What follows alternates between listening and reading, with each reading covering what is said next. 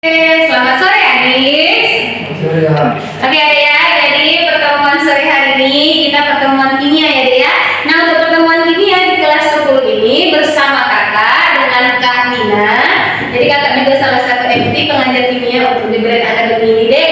Nah jadi untuk pertemuan pertama kita akan membahas yang namanya materi. Oke, jadi sebelum kita masuk ke materi kita lihat dulu ya dek, bagi kita pada hari ini belajar apa hari ini. Jadi untuk hari ini kita akan membahas yang namanya, yang pertama kita akan membahas materi dan sifat dari si materi itu. Jadi untuk waktunya mulai pukul 15.30 sampai 15.45. Lalu yang kedua kita akan membahas yang namanya perubahan materi. Nah untuk perubahan materi itu ada di pukul 15.45 sampai 16.10 ya dia. Oke. Nah lalu yang ketiga yang akan kita bahas yaitu adalah klasifikasi dari yang namanya suatu materi. Nah untuk klasifikasi materi itu kita punya durasi waktu dari pukul 16.10 sampai 16.45. Oke deh, kakak infokan kepada adik, nanti kita ada istilah yang namanya start change. Jadi start change itu penilaian untuk adik, yaitu untuk media dan juga adik akan. Jadi artinya di sini, nanti kakak akan nilai keaktifan kalian bertanya atau kalian menjawab, atau bahkan kalian mengingatkan untuk waktu yang ada di bahi ini ya dia. Nah itu juga nanti kalian akan mendapatkan yang namanya bintang. Jadi nilai start change ini nanti juga akan sebagai nilai rapot kalian. Oke ya, jadi kalau begitu langsung saja kakak mau mulai yang namanya materi. Nah ini di SMP, ada udah belajar materi. Ada masih kan nggak apa itu materi? Akan lupa? Lupa. Kalau dia bagaimana? Sama, lupa. Sama, dia lupa juga. Oke, nggak masalah. Kakak ingatkan ya dia. Jadi deh, kalau kita berbicara yang namanya suatu materi, oke. Jadi materi itu apakah? Jadi adek, kalau dikatakan dengan materi, adek ini harus ingat bahwasannya materi itu deh. Materi itu adalah segala sesuatu. Ingat ya? Materi itu merupakan segala sesuatu. Apa sesuatunya itu kan? Jadi kalau dikatakan dengan materi, dia segala sesuatu yang dia menempati ruang. Segala sesuatu yang menempati ruang dan juga memiliki masa. Ya. Segala sesuatu yang menempati ruang dan memiliki yang namanya suatu masa, itulah yang dikatakan dengan materi. Jadi kira-kira Kak, apa contoh dari materi itu Kak? Oke. Jadi tadi materi itu segala sesuatu yang menempati ruang dan dia juga memiliki masa. Jadi apa contoh materi itu Kak? Oke, kakak kasih contoh misalkan adalah air. Air ada masanya? Ada kalau beli air 1 galon gitu. Masa kan? Atau 1 liter, 2 liter, benar? Ya, ada masanya. Menempati ruang. Air menempati ruang, benar ya? Oke, jadi contoh dari masa air ada lagi nggak kira-kira dia tahu? Segala sesuatu yang ada di sekitar kita ini juga materi. Misalkan apa? Yes, udara Kak. Nah, air, udara, tanah, ya Dek. Bahkan apa lagi Kak? Bahkan juga Kak, kayu. Jadi ini adalah contoh dari suatu materi. Jadi materi tadi segala sesuatu yang menempati ruang dan dia juga memiliki masa. Apa contohnya Kak? Contohnya ada air, ada udara, ada tanah, dan juga ada Kak, kayu. Di mana deh materi itu sendiri ada sifatnya sama seperti kita, ya punya sifat. Jadi materi itu juga punya sifat Kak. Apa sifat dari suatu materi Kak? Jadi deh kalau kita berbicara sifat dari suatu materi ini terbagi menjadi dua ya. Sifat materi itu ada 2. Yang pertama Kak, Apa sifat materi yang pertama? Oke. Jadi kalau kita berbicara yang namanya sifat dari materi yang pertama di sini sifat materi itu adalah sifat fisika. Oke, sifat dari yang namanya suatu sifat fisika. Nah, sifat materi itu ada sifat fisika.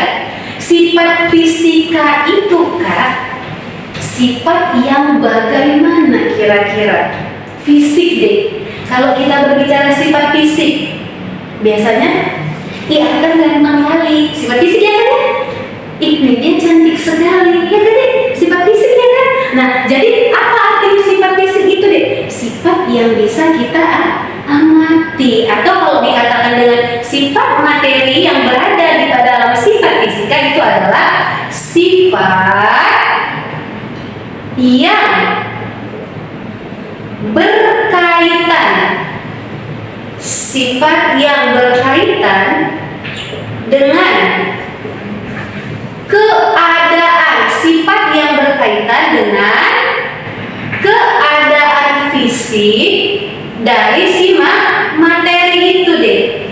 Nah, jadi kalau dikatakan dengan sifat fisika, berarti itu sifatnya sifat yang berkaitan dengan keadaan fisik dari si materi itu. Contoh ataupun misalnya. Nah, misalnya Kak, sifat fisika itu berhubungan dengan apa Kak? Jadi sifat fisika itu misalkan kita berbicara yang namanya titik lele. Apalagi Kak misalnya dari sifat fisika? Misalkan ada titik di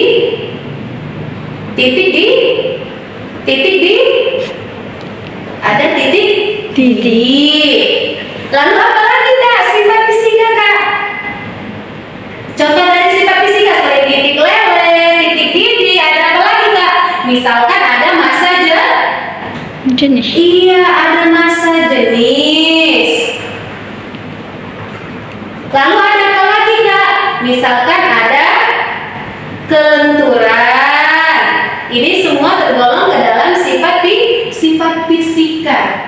Berarti kalau dikatakan misalkan air mendidih pada suhu 100 derajat Celcius, berarti itu merupakan sifat fisika dari si air. Ya, es mencair pada suhu sekian derajat Celcius, berarti itu adalah sifat fisika dari si es.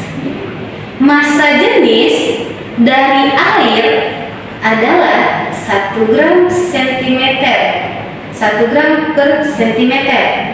Berarti itu adalah massa jenis dari si air, merupakan sifat fisikanya. Paham sampai sini deh? Bisa?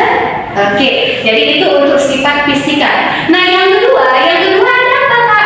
Kalau ada sifat fisikanya, berarti yang kedua ada sifat kimianya. Oke, good. Nah, jadi deh untuk sifat kimia itu yang bagaimana Kak?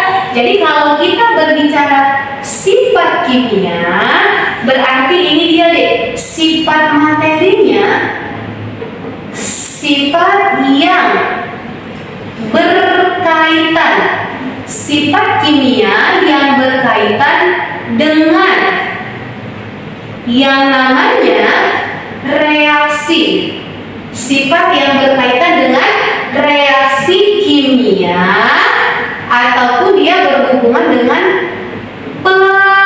perubahan kimia. Jadi kalau kita berbicara yang namanya sifat kimia, maka sifat materinya itu dia selalu berkaitan dengan reaksi kimia, atau dia akan berkaitan dengan yang namanya perubahan dari suatu kimia. Misalnya apa Kak? Jadi kalau kita berbicara deh yang namanya sifat kimia, misalkan ya, sifat kimia itu meliputi yang namanya perkaratan. Nah, perkaratan ini adalah tergolong ke dalam sifat kimia. Atau Kak, apalagi Kak yang tergolong ke dalam sifat kimia? Dia berhubungan dengan perubahan kimia. Misalkan ada peristiwa Iya, pembusukan. Pembusukan itu juga tergolong ke dalam sifat kimia. Apalagi Kak, misalkan terbentuk yang namanya gas. Kalau di dalam soal udah ada terbentuk gas, berarti di situ akan terjadi namanya reaksi kimia. Berarti itu namanya sifatnya sifat kimia. Lalu apa lagi Kak? Selanjutnya dia akan terbentuk yang namanya suatu endapan. Iya, kalau terbentuk endapan berarti dia juga termasuk sifat kimia. Atau yang selanjutnya, kalau sifat kimia dia ada kata kunci misalkan mudah, atau dia sukar untuk bereaksi. Nah, kalau dia mudah atau sukar untuk bereaksi, ada bahasanya seperti itu, berarti itu tergolong ke dalam sifat kimia. Contoh nih ya, Kakak kasih contoh soal ya, Dek. Oke. Contoh soal. Ya, contoh soalnya. Misalkan Kakak punya logam Na dapat bereaksi. Logam Na dapat dengan mudah bereaksi dengan air. Nah, kalau ada bahasa logam Na dapat bereaksi dengan air, kira-kira ini menyatakan sifat kimia atau sifat fisika ya, Ibu? Ayo, kalau dia logam Na dapat bereaksi dengan air, apakah dia tergolong ke dalam sifat fisika atau dia tergolong ke dalam sifat kimia?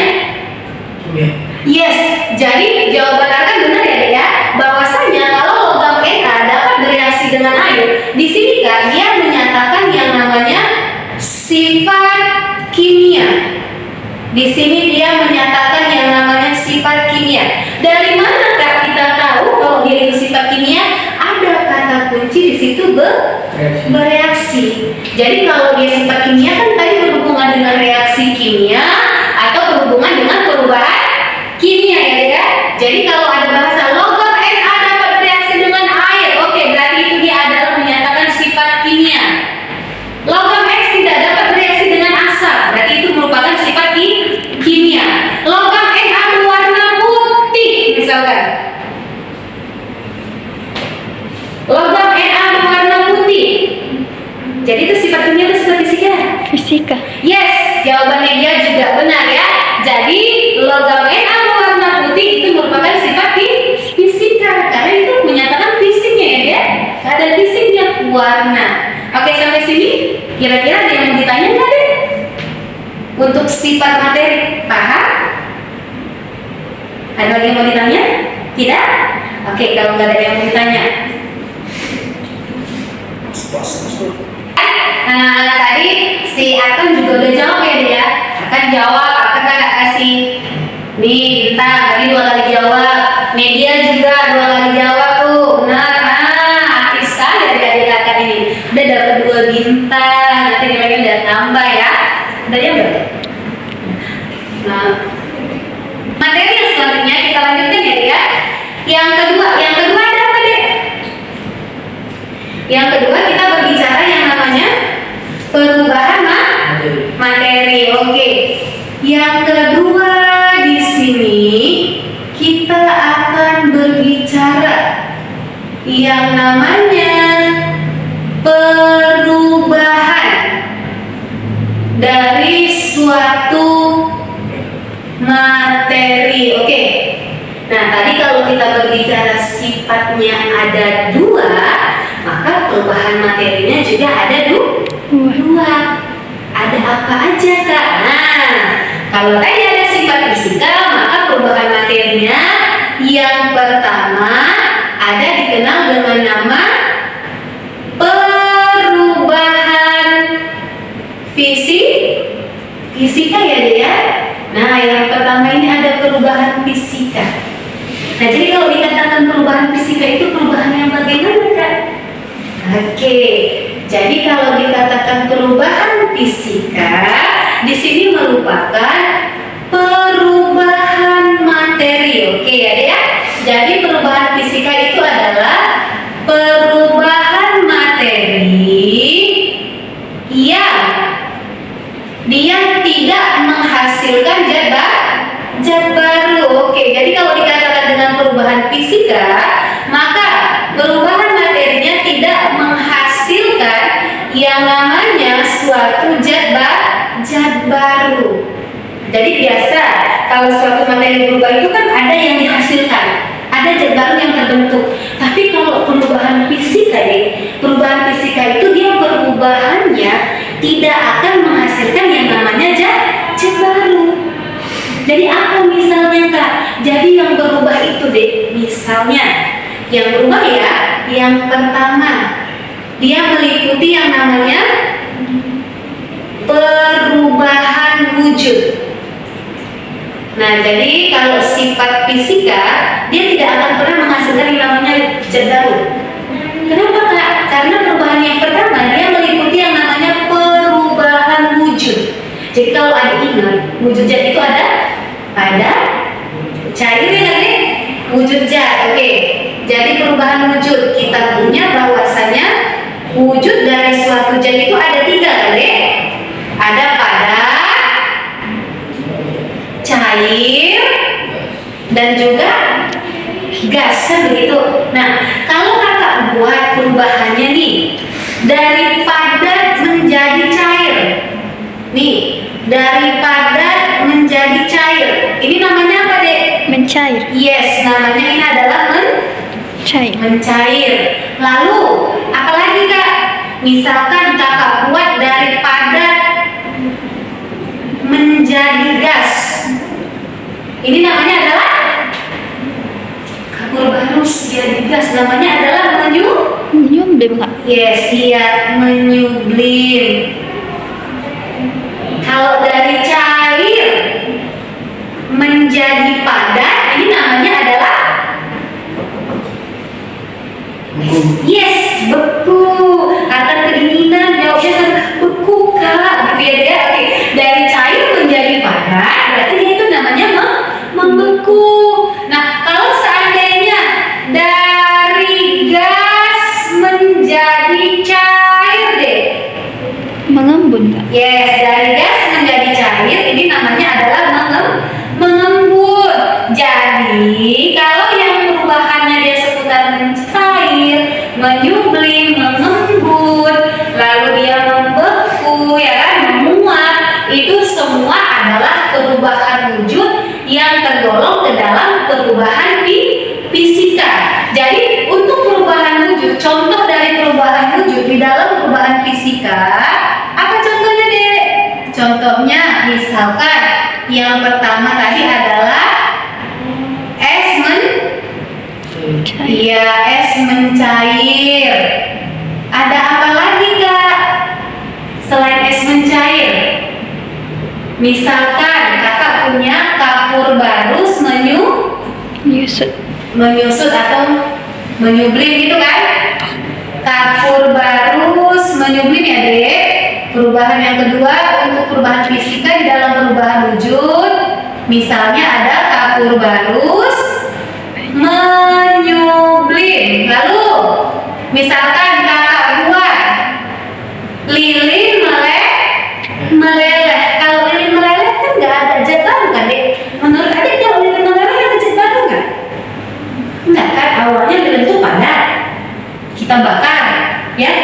Ketika kita bakar, kalau lilin dibakar dia bukan perubahan fisika pas bahasa lilin dibakar ya. Tapi kalau lilin meleleh itu baru dia perubahan fisika. Karena ketika lilin yang padat kita bakar, padatannya itu kan meleleh. Ketika meleleh dia kan membeku lagi kan Dek, menjadi kerak lilin. Kerak lilin itu bisa kita panaskan kembali, kita bentuk lilin kembali, bisa kan? Nah, maka dia tidak akan ada yang namanya zat baru. Sama kita punya es. Adik punya es batu di dalam kulkas. Esnya Adik ambil, lalu Adik biarin tuh di luar kulkas. Lama-lama esnya mencair. Tapi apakah ketika esnya itu mencair ada zat lain yang terbentuk Ada zat baru yang terbentuk?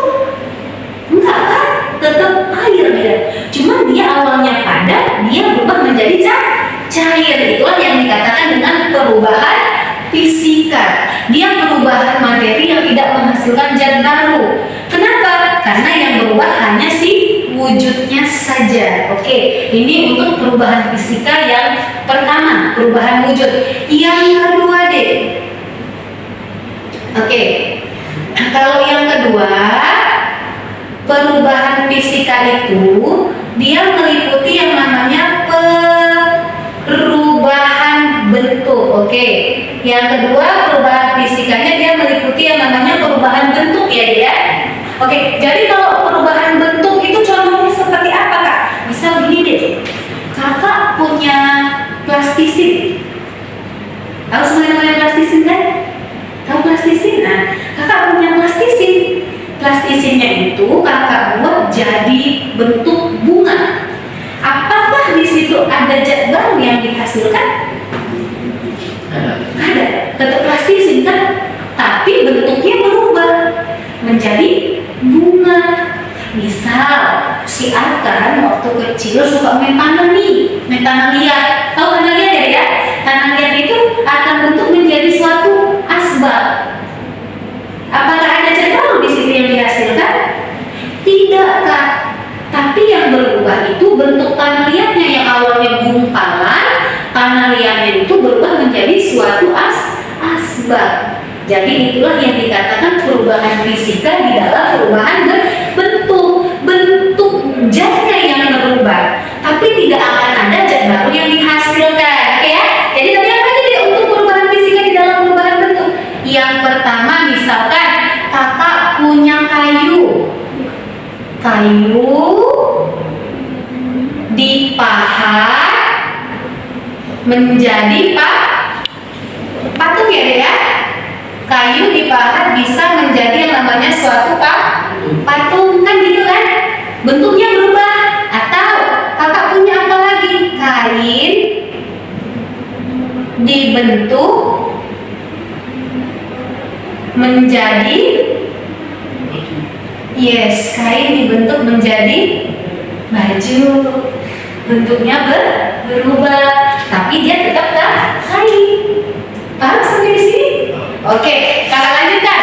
Untuk perubahan fisika yang ketiga, jenisnya ada dikenal dengan nama perubahan ukuran.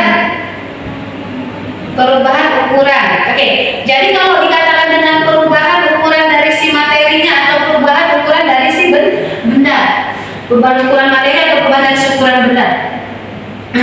Misalkan Kakak punya sesuatu yang namanya beras. Beras itu kalau Kakak tumbuk deh, jadi apa deh? Tepung.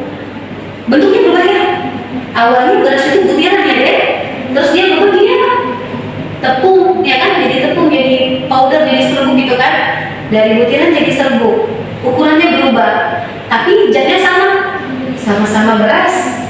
Ya kan, sama-sama beras. Nah itu yang dikatakan perubahan fisika di dalam perubahan ukuran materi ataupun ukuran bendanya. Oke, jadi kita punya contohnya misalkan beras ditumbuk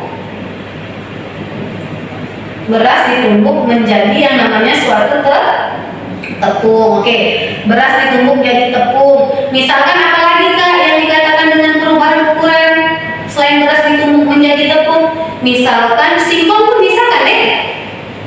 Singkong digiling juga bisa jadi tepung. Singkong digiling menjadi tepung. Oke? Bisa ya? Nah, ini dia untuk perubahan fisika yang tergolong ke dalam perubahan ukuran benda. Nah, sekarang kita lanjutkan yang keempat, yang tergolong ke dalam perubahan fisika di sini contohnya adalah kelarutan. Oke. Jadi kalau kelarutan itu juga tergolong ke dalam yang namanya perubahan fisika. Di situ tidak dihasilkan yang namanya zat baru. Contoh, nih, kakak punya gula kalau dikasih air maka ini akan berubah menjadi yang namanya larutan, berubah menjadi larutan gula kan dek, berubah menjadi larutan gula. Tapi nggak ada zat baru di situ dihasilkan, hanya saja gulanya larut di dalam air. Kita bisa loh peroleh gulanya kembali dengan cara bagaimana? bisa dipanaskan. Kalau dipanaskan airnya menguap, gulanya terbentuk kembali. Bisa juga caranya bagaimana? Larutan gula tadi ada dimasukkan di dalam kulkas. Nanti ketika ada dimasukkan di dalam kulkas, dia akan terbentuk kristal gula kembali. Jadi itu perubahan fisika untuk yang namanya kelarutan. Jadi kalau kelarutan tidak akan menghasilkan yang namanya zat baru, hanya zatnya saja yang larut. Oke, saya. Nah, untuk contoh yang selanjutnya, kalau kita berbicara yang namanya perubahan fisika, selain dia perubahan kelarutannya, perubahan wujudnya, ataupun perubahan bentuknya, yang selanjutnya adalah aliran listrik. Jadi kalau aliran listrik ini juga tergolong ke dalam perubahan fisika. Tidak ada yang namanya zat baru. Bisa kakak punya kipas angin, lalu dikasih yang namanya listrik. Apa yang terjadi? Kipas anginnya nyala gitu, berputar ya kan? Lalu kipas anginnya dia akan berputar ataupun bergerak. Berarti itu kan yang namanya perubahan fisika yang menurut aliran listrik. Sampai sini jelas deh? Yes. Oke. Jadi kalau kakak punya contoh misalkan kayak gini, kakak punya suatu ubinya kakak potong-potong. Ketika ubi itu kakak potong-potong, dia tergolong ke dalam perubahan apa ya? Ubi singkong panjang tuh.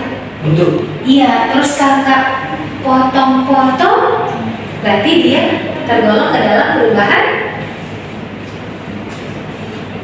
fisika, ya kan?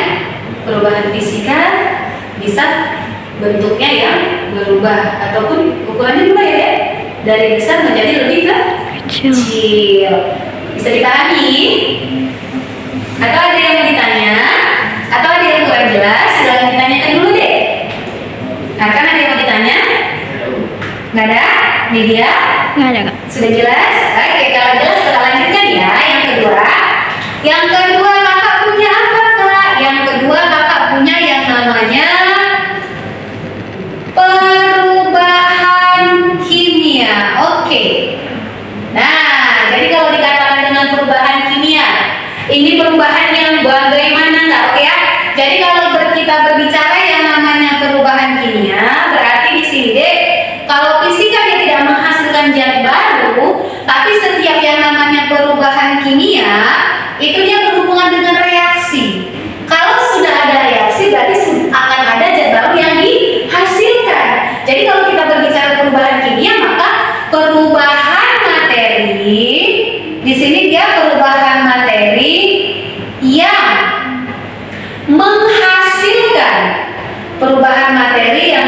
menghasilkan suatu zat baru. Oke, jadi kalau perubahan kimia, perubahan materinya itu akan menghasilkan yang namanya zat baru.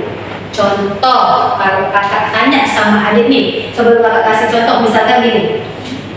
Tadi kakak punya singkong. Singkong itu ketika kakak potong-potong, di situ terjadi yang namanya perubahan fisika ya. Ukurannya berubah kan gitu. Lalu ketika singkong itu udah kakak potong, singkong itu kakak rebus, kakak kasih ragi, akan terbentuk menjadi apa nih? Singkong direbus jadi kasih ragi, berarti dia terbentuk menjadi tape kan?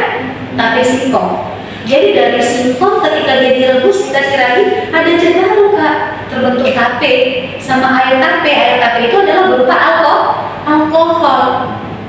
Jadi ketika singkong dikasih rebus, dikasih ragi, berubah menjadi tape, di situ ada zat baru yang dihasilkan. Zat barunya apa? Yaitu si tape. Maka itu tergolong yang namanya perubahan kimia. Terus kalau kakak punya contoh seperti ini, kakak punya kayu. Kayu kalau dibakar jadi apa deh? Arang. Kira-kira perubahan kimia atau perubahan fisika itu ya? Kimia. Iya kimia, karena ada zat barunya. Apa kan? Zat barunya adalah si arang. Oke, jadi tadi perubahan kimia, kakak di sini bisa tuliskan contohnya ya, Dek. Contohnya tadi kakak punya misalkan kayu kayu dibakar menjadi arang, ya kan? Kayu dibakar menjadi arang. Apalagi Kak yang tergolong ke dalam contoh untuk perubahan kimia?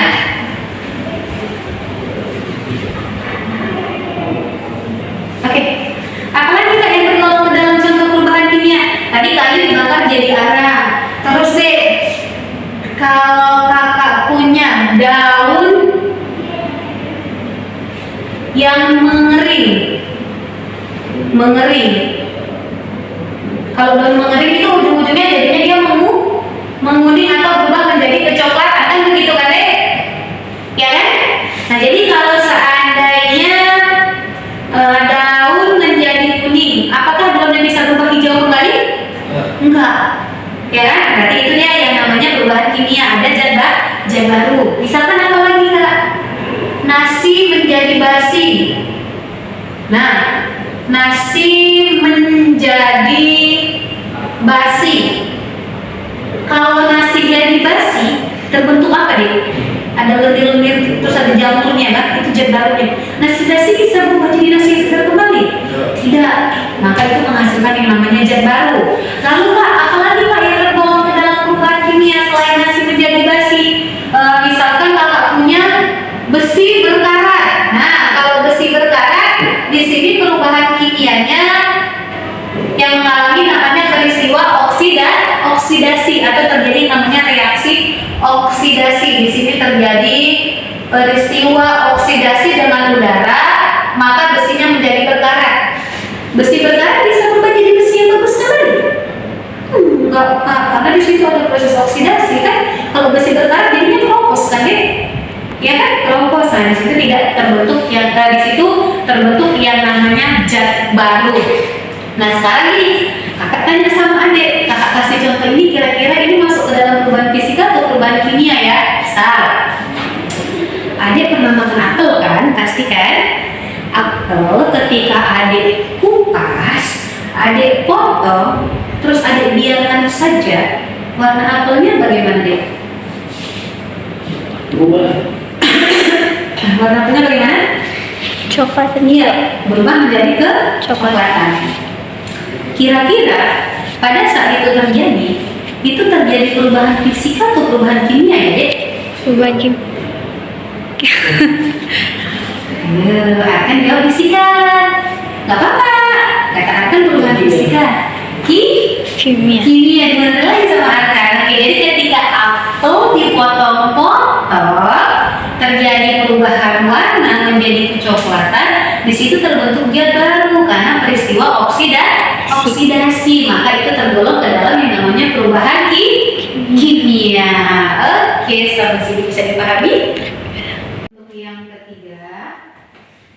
ketiga kita punya yang namanya klasifikasi dari yang namanya suatu materi. Oke, kita punya yang namanya klasifikasi dari materi. Berarti itu kita yang namanya menggolongkan ya, menggolongkan suatu materi. Jadi materi itu terbagi menjadi yang pertama ada dikenal dengan nama unsur.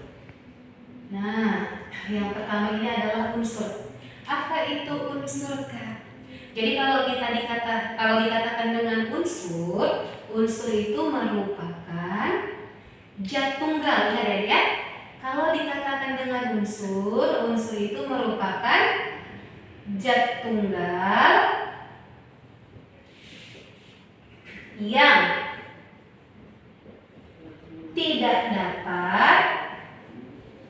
tunggal yang tidak dapat diuraikan. Nah, jadi kalau dikatakan dengan unsur itu merupakan zat tunggal yang tidak dapat diuraikan menjadi zat lain yang lebih sederhana, menjadi zat lain yang lebih sederhana. Oke, Oke, jadi kalau dikatakan dengan unsur, unsur itu merupakan zat tunggal yang dia nggak bisa kita rubah lagi menjadi zat lain yang lebih sederhana. Artinya apa, Kak? Artinya ini unsur besi nih. Besi ini Kakak potong. Apakah dia berubah menjadi tembaga? Enggak, tetap besi. Ini besi, Kakak panasin meleleh. Apakah dia berubah menjadi unsur yang lain? Enggak. Kenapa? Karena dia zat tunggal yang memang zat itu sendiri. Maka unsur itu zat tunggal yang tidak dapat diuraikan menjadi zat lain yang lebih sederhana. Jadi kalau kita berbicara yang namanya unsur, maka unsur itu terbagi ya, Dek ya. Unsur itu terbagi menjadi kalau kita berbicara yang namanya unsur, maka unsur itu sendiri unsur terbagi menjadi yang pertama ada dikenal dengan nama unsur. Yang pertama ini adalah unsur logam. Nah, kalau dikatakan dengan unsur logam itu yang bagaimana, Kak? Contoh, Kakak punya kawat tembaga, menurut adik kawat tembaga itu logam enggak? Logam. Kenapa, Kak? Karena dia bisa menghantarkan listrik, begitu deh. Ya. Jadi kalau kita berbicara yang namanya unsur logam, maka unsur logam itu kalau Kakak kasih konsep kilatnya, maka unsur logam itu dia memiliki ciri. Ini nama unsurnya, ingat ya Dek, setiap unsur logam dia memiliki ciri bahwasanya nama unsur ini akan berakhiran. Nah, nama unsur ini akan berakhiran dengan ataupun ium. Setiap unsur logam namanya akan berakhiran dengan ataupun ium, kecuali, nah ingat, ada kecuali si helium, cuman dia bukan unsur logam tapi namanya berakhiran ium. Ini adalah unsur gas.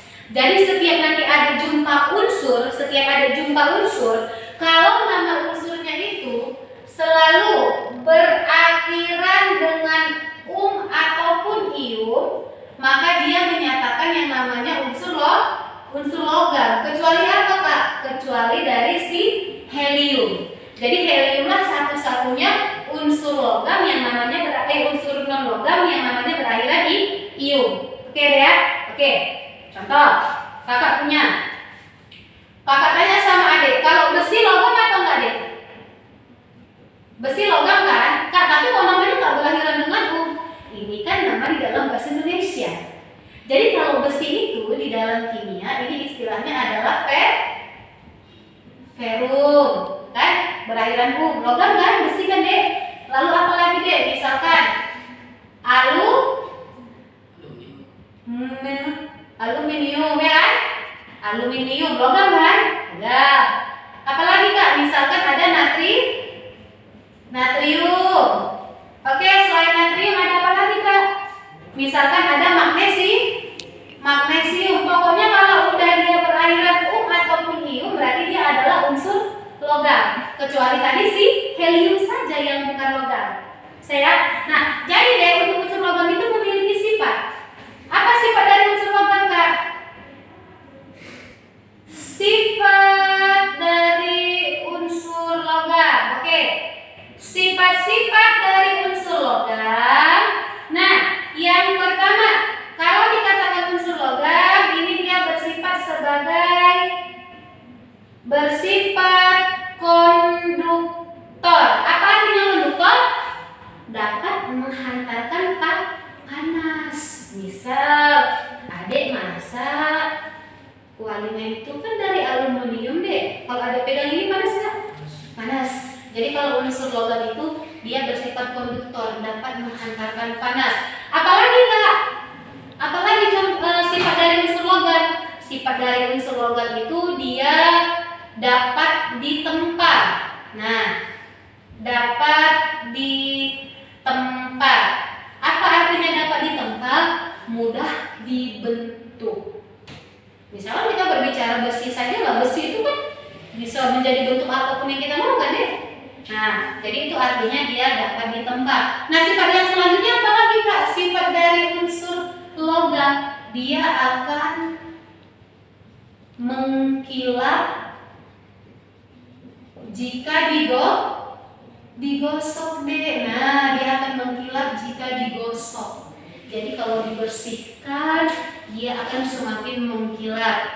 Lalu, kalau unsur logam itu dia bersifat memiliki titik leleh yang tinggi. Jadi kita mau meleburnya itu kita butuh suhu yang cukup tinggi. Misalkan kita mau meleburkan aluminium. Jadi untuk meleburkan aluminium itu kita butuh suhu sekitar 100 ke atas seperti itu ya.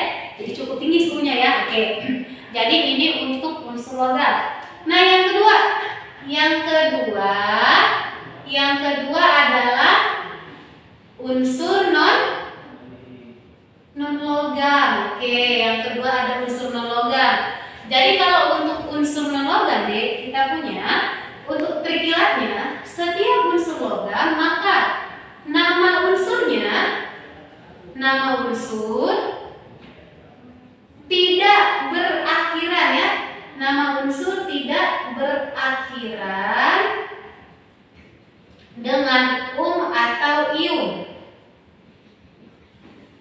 Ini untuk unsur non logam. Jadi untuk unsur non logam, nama unsurnya tidak akan berakhiran dengan ataupun ium. Contoh, kalau kakak tanya sama adik, oksigen, kira-kira unsur logam atau bukan? Oksigen.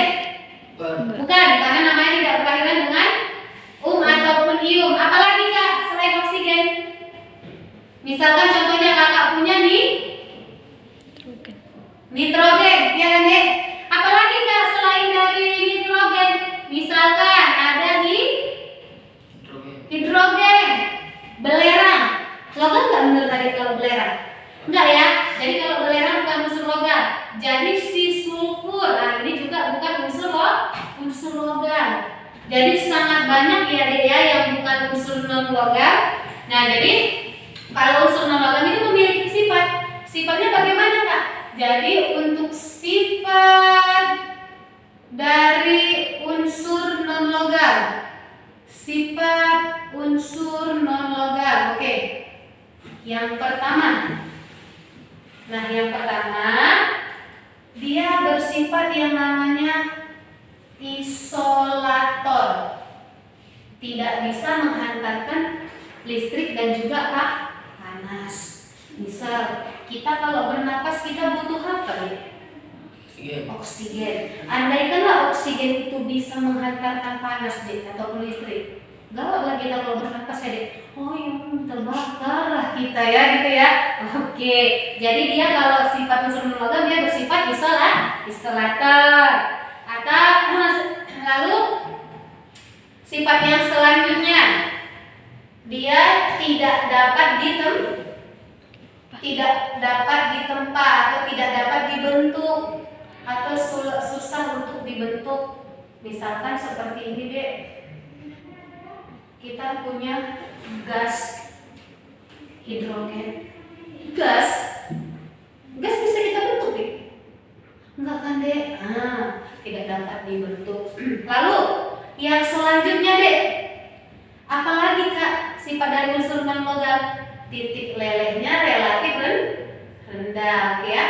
Titik lelehnya relatif rendah. Nah, ini untuk unsur non logam. Yang ketiga ada dikenal dengan nama unsur metaloid. Yang ketiga ada unsur metaloid. Jadi kalau dikatakan dengan unsur metaloid, berarti ini dia bisa kita katakan dengan semi logam. Berarti dia unsur metaloid itu berada di antara atau memiliki kedua sifatnya, memiliki sifat logam ataupun non logam, memiliki sifat logam ataupun non logam. Jadi dia bisa bersifat logam, bisa bersifat non logam. Itulah yang dikatakan dengan metaloid. Apa contohnya, Kak? Contoh dari metaloid itu adalah silikon. Tahu silikon? Nggak pernah dengar? Jadi silikon itu contoh dari unsur metaloid. Ini paling banyak digunakan di ini untuk operasi kecantikan. Nah, bedah kita itu jadi banyak menggunakan yang namanya silikon. Jadi dia termasuk ke dalam unsur metaloid. Dia bersifat semi logam, bisa bersifat logam, bisa bersifat non logam. Oke. Ini ada materi dan sifat materi, lalu ada perubahan materi, ada klasifikasi materi. Nah, untuk materi dan sifat materi sudah selesai ya, Dek? Nah, untuk perubahan materinya juga udah selesai.